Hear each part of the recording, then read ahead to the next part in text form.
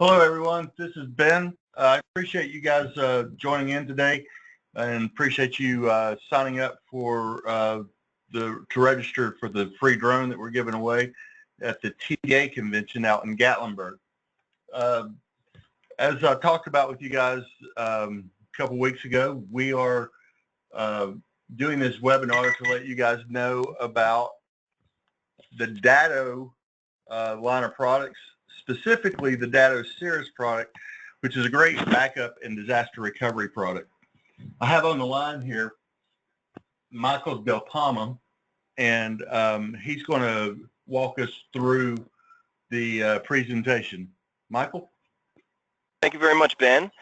So as Ben mentioned, I am Mike De Palma, Channel Development Manager with Datto. So I do a lot of educational style webinars like this, as well as in-person presentations and presentations to large group organizations. Quick history, very quick 30-second history of Datto, because it is a pretty cool story. We were founded in 2007, so we're a backup and disaster recovery company based out of Norwalk, Connecticut, so about 40 miles east of Manhattan. Our CEO just turned 31 in the fall, so if you do the math, he founded the company when he was 22 years old, started building devices out of his parents' basement by hand, selling them online. You fast forward 8 years to 2015, the Wall Street Journal gave us a $1 billion valuation, and Austin was in Forbes magazine as one of the top CEOs under 30 at the time. So a pretty impressive story. We are up over 800 employees worldwide, about 450 of us in this Norwalk, Connecticut office. But we also have offices in Rochester, Boston, Toronto, the UK, Australia. Our most recent office is in Singapore. Of those 800 employees, about 70% continue to be in support and development. So even as we've grown, Austin, our CEO, his vision was always to create a product that worked and that we can support. And so that continues to be the vision as we move forward. We have 10 data centers worldwide. It's one of the largest private clouds in the world. We protect over 300 petabytes of data. If you're not familiar with the size of a petabyte, most people know the size of an MP3 file. If you had 1 petabyte of MP3 files, you could play music continuously for about 2,000 years. So that's the size of 1 petabyte of data. We protect over 300. We've got 2 data centers in America, one in Reading, Pennsylvania, one out in Salt Lake City, Utah. And I'm going to get to the importance of those locations a little bit later on and how that ties into business continuity. But the important piece is that the data stays within America. I do a lot of presentations up in Canada. First question people ask is, are you sending our data back to America? Because shockingly enough, they're not too trustworthy of us. But unfortunately, we do have 2 data centers up in Canada, so the data stays up there. We've got 4 data centers in Europe, 2 in Australia. So the idea is always to keep the data in the country it originates. So really the vision of Austin McCord, our CEO, is to kind of rethink backup in general, because if you think about it, backup has kind of been bought and sold as an insurance policy, right? You have a second copy of your data just in case your building burns down, or there's a flood, or there's tornadoes or hurricanes or whatever kind of storm might come your way and wherever you're located. I mentioned we protect 300 petabytes of data. We do a lot of studies as to what the cause of downtime is and what the cause of data loss is. And we found that about 97% of all data loss and downtime have nothing to do with the fires and the floods and the tornadoes and the hurricanes and the earthquakes and the things that we think we need our backup for. The leading cause of data loss and the leading cause of downtime, and I'm sure if you think about it, you're going to get this answer, is user error, right? It's somebody down the hall clicking on the wrong email attachment and affecting the network, or inadvertently deleting some important files, those type of things. It's actually people that are your greatest weakness, not the fires and the floods and the tornadoes. And you don't have to look too far back in the news to see stories about ransomware and the fact that these hackers are exploiting human error to get access and basically allowing somebody to open the door and let them into your network. So the idea here is to really rethink backup. It's not just about having this insurance policy that's a second copy of your data in case your building burns down.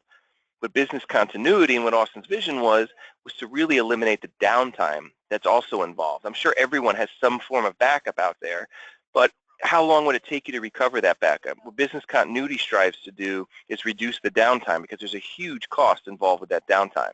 So again, backup is just a piece of what business continuity is. So what is business continuity? I mentioned I do a lot of presentations like this. I sit on a lot of panels. I'm constantly asking people, what's your business continuity solution, or what do you have for business continuity? And most people will give me an answer, even though they might not necessarily know exactly what it is I'm asking. So they'll say things like, okay, I have a cloud backup solution. I'm sending my data off-site to a second geographical location, which is great. But in reality, it's just another form of traditional backup. The same goes for tape, which is still very prevalent out there, file-based backup. These are all forms of traditional backup where they are, in fact, protecting your data, and you have a second copy of it. They're not necessarily going to keep your business up and running should something happen to your system. What continuity is, and I like to break it down into two main components, is really, again, trying to eliminate that downtime. And the first piece of that is to be a hybrid solution. Now, what this means is with Datto and the Cirrus product in particular, which is what Ben referenced up front, you're going to have an on-premise device, which is going to be backing up whatever it is you're asking it to, whether it's a server, critical workstation, whatever it is. So that's on-premise. You're going to be able to do local restores from that. You're going to be able to virtualize from that, which I'm going to get into, but it's sitting on-premise. Also, that's automatically replicating to those two data centers that I referenced, Salt Lake City, Utah, Reading, Pennsylvania. So if you have something that just happens to your server, you just have a general server failure, you could access all of your data. You could virtualize right from that Cirrus device that's on-premise. Now, if you do have one of those true disasters where maybe that on-premise device is compromised as well, now you've got access to a second copy of your data in Reading, Pennsylvania. All of the file level restores you could do from that secondary site, all of the virtualization capabilities, those are all available from that Reading, Pennsylvania site. Now, what if, for whatever reason, whatever is impacting you and your location is also impacting Reading, Pennsylvania? Well, now you have a third copy of your data on the other side of the country. So the importance of those locations are they're located on opposite sides of the country, so that no matter what's going on around you, you've got a safe copy of your data that you have access to. It's very key. So multiple copies of your data in different geographical locations is a key part of business continuity. You don't want to have, a external hard drive that you're backing up your data and then you're storing it in your car, which might be parked a mile down the road, because if you do have one of those disasters, chances are whatever impacted your office is also impacting that secondary backup. Now, the second piece is that we're an image-based backup solution. This is very important. Instead of backing things up at the file level, we're actually taking an image of the entire system we're backing up. So we're not just capturing the files, we're capturing the operating systems, the applications, everything. And once we have that base image of everything that lives on that server that we're backing up, from there on, we're just taking block level incremental changes. And you could set your schedule for however often you want that backup to occur. Now, one of the things that makes Datto unique, one of the things that our CEO created, which was proprietary to Datto, is what's called inverse chain technology. And what this means is that our backups are all independent of one another, as opposed to being layered upon previous backups like traditional backup is. So what this means is, if you do get hit with a ransomware virus, or really any kind of virus, there's no risk of it impacting previous backups because they're all independent of one another. Very critical to this. Now, there's a lot of acronyms that apply to technology, obviously, but the two that are most applicable to business continuity are your RTO and your RPO. And this is really what I want to get everybody to walk away from this webinar and go back and look at whatever solution you have and kind of answer these questions. Now, your RTO is your recovery time objective. How much downtime can you absorb before it seriously starts to impact your bottom line? If you have a traditional backup solution and it might take you 2 days to recover, 2 weeks to recover, 2 hours, you really got to figure that out. And can you absorb that kind of downtime? Now, the trickier part is to try to put a dollar value on that. How much would it cost you to be down for 2 days, 2 weeks, 2 hours, those type of things? That's really what RTO is trying to get to the bottom of. Now, your RPO is a little bit simpler to answer. That's your recovery point objective. How much data are you willing to lose? And so if you're backing your data up weekly, every Friday or whatever you're doing, well, now you're saying that it's okay that for me to lose a week's worth of data. If it's a daily backup, it's a day's worth of data, hourly, obviously. But the one caveat to that is if you're not testing your backups, there's no way you could answer that question, because you could be taking hourly backups and say, oh, I've been taking hourly backups for the last year. Then you do have a server failure, you are hit with ransomware, or you do have one of these disasters, and you go to restore from a backup, and you find out that your backups have been failing for 3 weeks. Well, now that RPO just jumps from 1 hour to 3 weeks. So you can't answer that question unless you're actively testing those backups. So again, what continuity strives to do is to eliminate that downtime that's going to happen when you have some sort of data loss. And the way we do that is through virtualization. So I want to take you through what that virtualization actually looks like. So if this represents your server that we're backing up, and it goes out for whatever reason, whether it is hit with ransomware, whether it is just a hardware failure, whatever it is, because everything that lived on that server lives on this on-premise datto Cirrus device, we're able to instantly virtualize you in a matter of minutes and get you back up and running. And actually, this on-premise device is going to be serving as your server. Anyone who had access to that original server is going to be rerouted and it's going to be running off of this datto device. So instead of waiting for a new server to be put in place and getting that restoration to go down and everybody's sent home or just sitting at their desk not able to access files, you're actually able to have business as usual. And we're not just giving you access to those files, we're allowing you to make changes to those files, and we're taking active backups when you're in this virtualized state. So that when you are ready to restore and you do have a new piece of hardware in place or that hardware has been cleaned up and is ready to go, we could do what's called a bare metal restore and get all the data back onto that new system and not get you back to just where you were when the downtime occurred, but actually get you back up to where you were at the moment you wanted to do that restoration. So the benefits to this are pretty clear, right? We're going to reduce that downtime by giving you the ability to virtualize right from this device. It's going to help both your RTO and your RPO because you're going to be able to answer those questions. You're setting your schedules to when these automatic backups are occurring. All right, so you're taking the user error out of it. And we're helping your RTO by giving you the ability to reduce that downtime by giving you these virtualization capabilities. And most importantly, you're able to do this both from that local device or from our cloud if that datto device is compromised. I mean, the big test for datto, what really put us on the map was Hurricane Sandy. We're located up in the Northeast. At that point, we had most of our clients up in the Northeast. We had thousands of businesses of all shapes and sizes living and operating out of our data center for weeks on end. A good majority of those businesses would not be in business today if they didn't have those capabilities. They would not have been able to absorb it. And so we had that ability. And then once everything was ready and those server rooms were drained out and new server racks were put in place, we were able to do that bare metal restore and make sure that they didn't not only lose any data, but eliminated that downtime as well. So when I mentioned the RPO piece about how you have to actively test these backups to really prove what that RPO is, we're actually doing that automatically. And what this is called is screenshot verification. It's another proprietary piece of technology to datto. So that Cirrus device that you'd have on premise, we're not just testing that the backups occurred and saying, okay, we've been taking these hourly backups. We're actually testing that virtualization capability by spinning up that virtual machine in the background to make sure that that capability is there.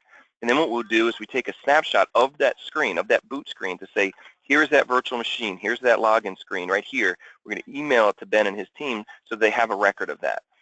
So obviously it's not just testing that that backup occurred and saying, okay, we've been taking these active backups.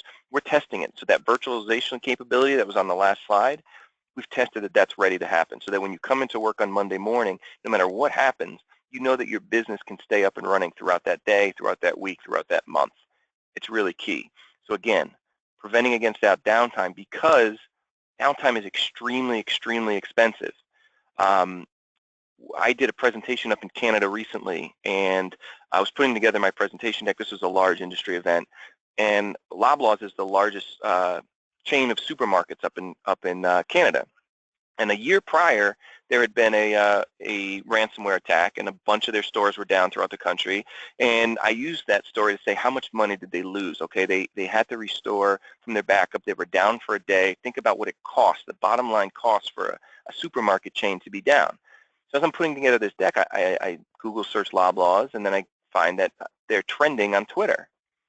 And it turns out they had a glitch in their credit card processing machines nationwide.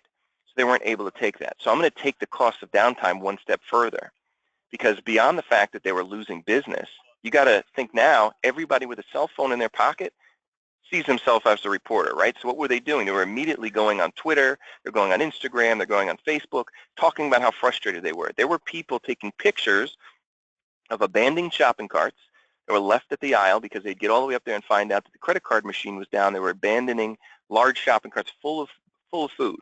Now, so the cost of downtime wasn't just the fact that they weren't able to process this 2 days of credit card payments and they lost that money. Think about the impact to that viral story that went out there.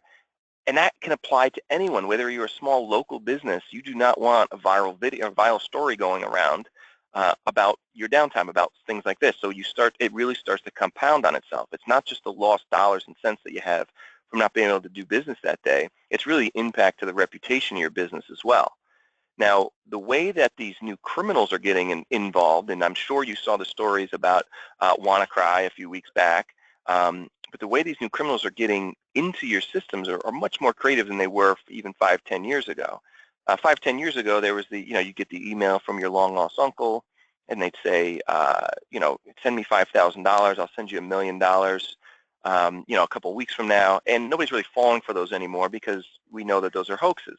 What these criminals now are doing is they're using highly sophisticated, socially engineered spear phishing attacks with the goal of having this email look like every other email in your inbox.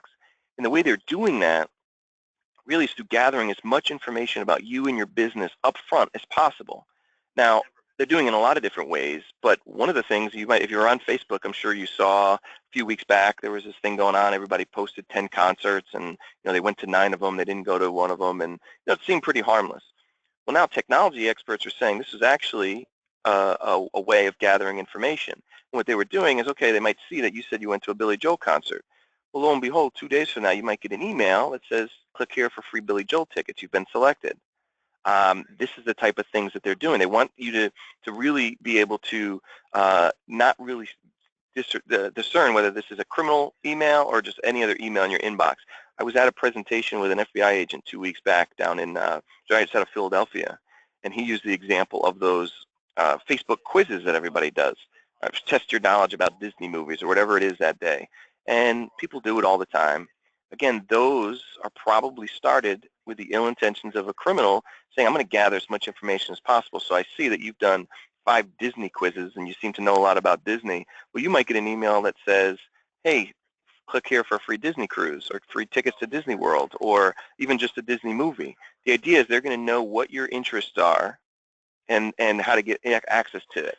I mean, a lot of these technologies were put in place not for ill means. They weren't put in place for criminal purposes, but they're being exploited by criminals as a way to get access to your data. I mean, my wife is VP of digital marketing for an advertising firm up here in the Northeast. She tells me about ways that they're able to really dig down and target specific groups. And they could, a company can come in and say, hey, I want to target males 35 to 44 years old that shop at this store and like this sports team and all these different things. And they're able to target those exact people. So the pop-up ads are showing up on their laptops, on their phones, on their Twitter feeds, those type of things. Now, that's great if you're a business owner because now you don't have to waste money on advertising to people that are never going to buy your product. The issue is the criminals are exploiting those same technologies to make it look like it's every other email in your inbox. Now, WannaCry made a lot of news, obviously, a couple weeks back, but that's only one of an estimated 4 million strains of ransomware out there. One of the ones that made some news a couple weeks back, but clearly not as much as WannaCry, was one called Fatboy Ransomware. Now, again, what they're doing is using an index, which was created by The Economist, obviously for not ill means, but for the purpose of trying to measure the amount of wealth in an area. And the way they do that is by the cost of a Big Mac. So a Big Mac in Manhattan might cost you $6. You go to Dothan, Alabama, it might cost you $3. So what this strain of ransomware does is after they've infected a network and it pings back and lets them know where that attack occurred and where that business is located, well, that's going to now generate the cost that they're going to try to extract from you through that ransomware payment. Because they don't want to make you have a payment that's way too high and you'll never pay, and you might report to authorities, but they also don't want to leave any money on the table. So they might say, okay, this came back from a place where a Big Mac's only $3. I'm only going to charge $500 for my ransomware. If it comes back in one of the wealthier areas, they might charge $1,500. So again, it's a piece of technology that was obviously not put in place for criminals, but they're exploiting it. And as we've seen, ransomware is it's truly an epidemic at this point. It was estimated that in 2015, about $325 million was netted from businesses to these criminals in payments from ransomware. That number is said to have surpassed $1 billion in 2016. But when you think about the actual cost to these businesses, that number is closer to $75 billion. And the reason for that is that cost of downtime that I mentioned earlier. Even if you are going to pay the ransom, and I'm going to get to reasons why you shouldn't and how business continuity can allow you to not do that, even if you do pay the ransom, you're probably still going to incur some downtime. It's not easy. They're asking for this money in Bitcoin. It's not always easy to just have a Bitcoin account set up get some money into it, and then pay that out. So even if you are going to pay the ransom, chances are you're down for a day or two. That's what they want you to do. They want you to do that math to say, okay, you could either pay me this ransom or you can incur some downtime. Could be 2 days, could be 3 days, could be a week. The cost of the downtime is always going to surpass the cost of that ransomware payment, and they know that. And as a business owner, you might say, I've got to pay this ransom because I can't withstand being down for 4 or 5 days as I'm waiting to get my data restored. There are some misconceptions about ransomware, exactly what it is. For years, really, the only businesses that were being attacked were businesses who had data that on its own held value, whether it was financial information that could be used just to steal money directly from people, whether it was personal information to be used for identity theft that could be bought and sold. Now with ransomware, they really don't care what your data is. All they're doing is encrypting it, and all they care about is that they know that it matters to you and you can't operate without it.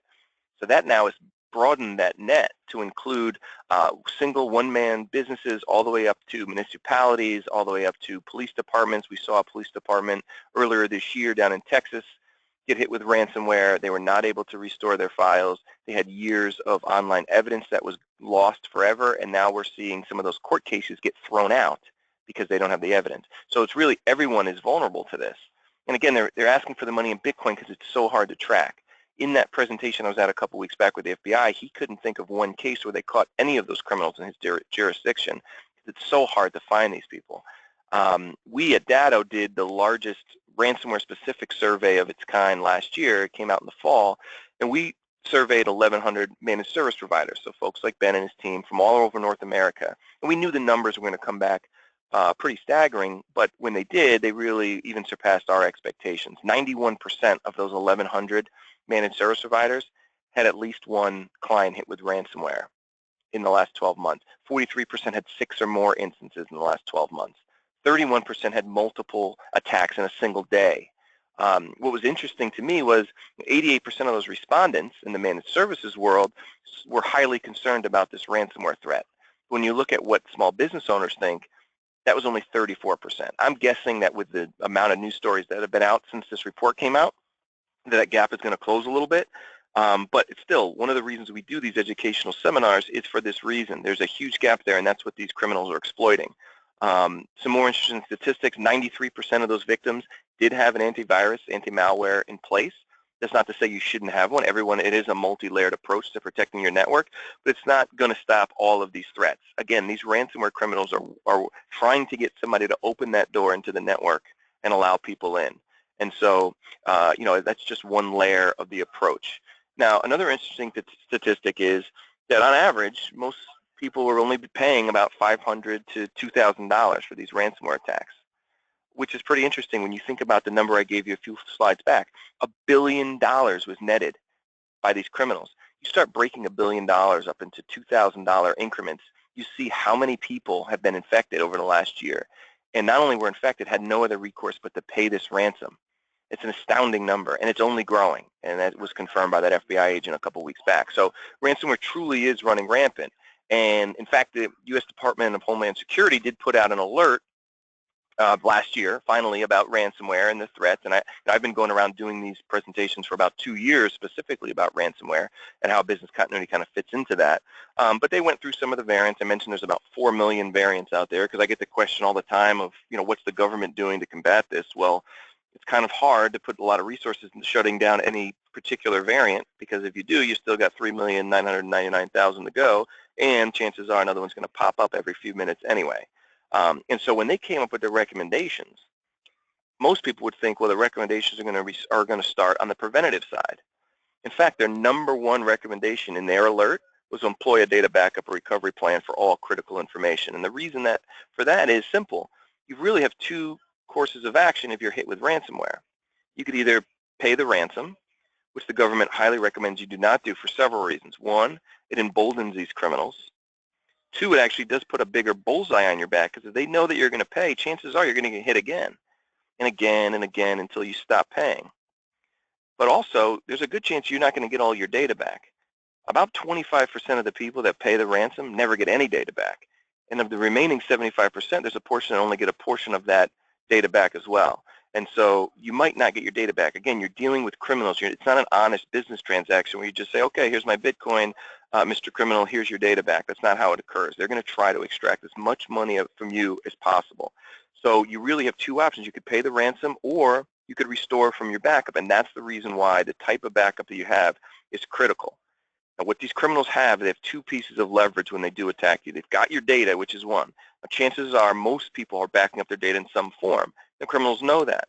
So their other piece of leverage is that cost of downtime.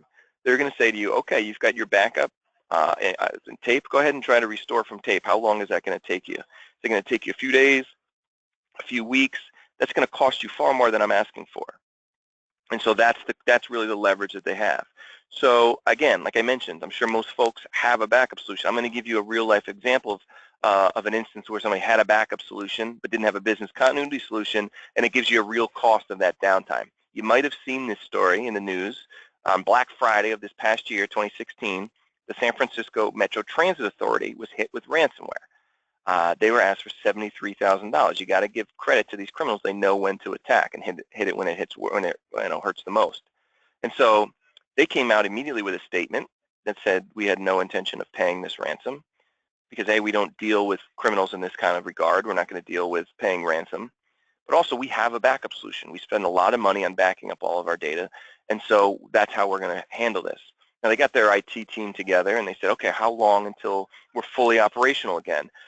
And they said, well, we feel pretty confident that we'll be back up and running by Sunday morning.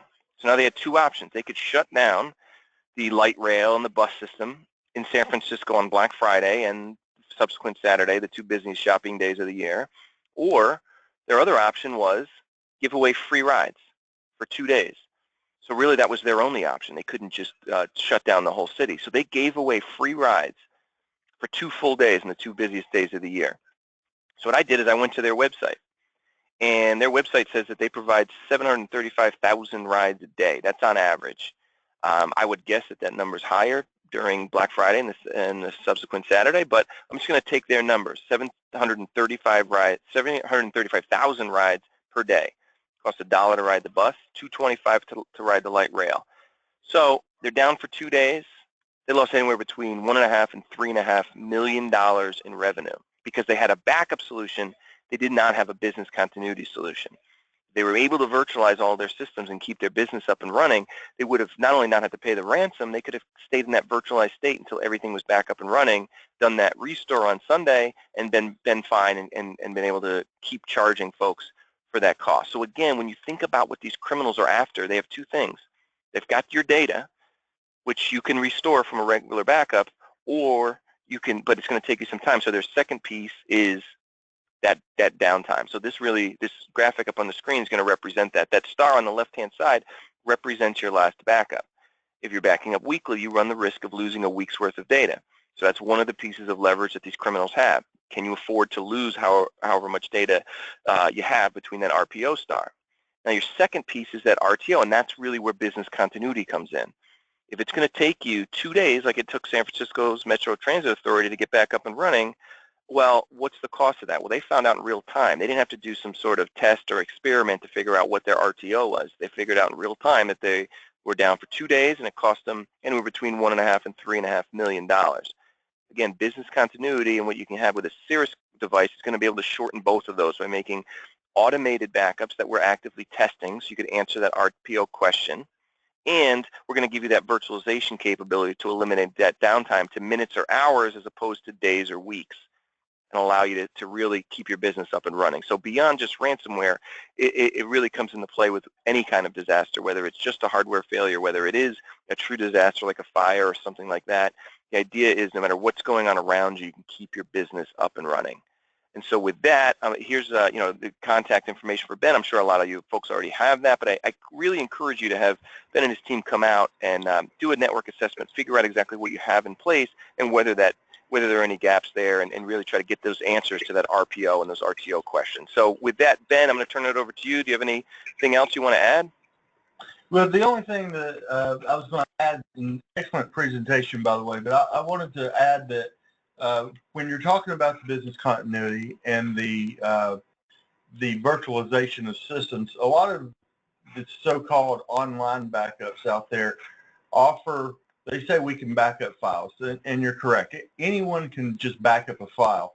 But if we're talking about servers, we're talking about Active Directory. And so the snapshot that datto takes of your system actually backs up that Active Directory. So that means that when it's time to come back and do that bare metal restore, we're not adding users back to the system. We're not adding permissions in your Active Directory back to the system. We're not telling the server which computers belong to the domain anymore. And again, anyone can back up files, but to get Active Directory, to get your server as it is running today is critical. And datto does that with this Cirrus device.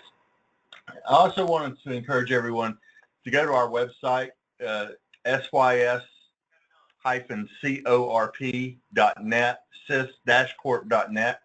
If you go to the services page and under data backup and recovery, you can click on a link there to get that recovery time calculator. And what that does is it will help you figure out how much it would cost you if you are down. And it's a very helpful tool. Michael mentioned the Metro system. That they lost quite a bit of money, and I'm quite sure that in hindsight they could justify a cost of a business continuity backup. And so it really comes down to what is your risk, and what are you going to be able to justify, cost justification for that risk. I don't want to waste anyone else's time. Again, you can go to our website and find out more about what we do here at SysCorp. And I just want to thank Michael for doing the presentation, and look forward to hearing from you soon. All right. Thank you very much, everyone. Have a great rest of your day.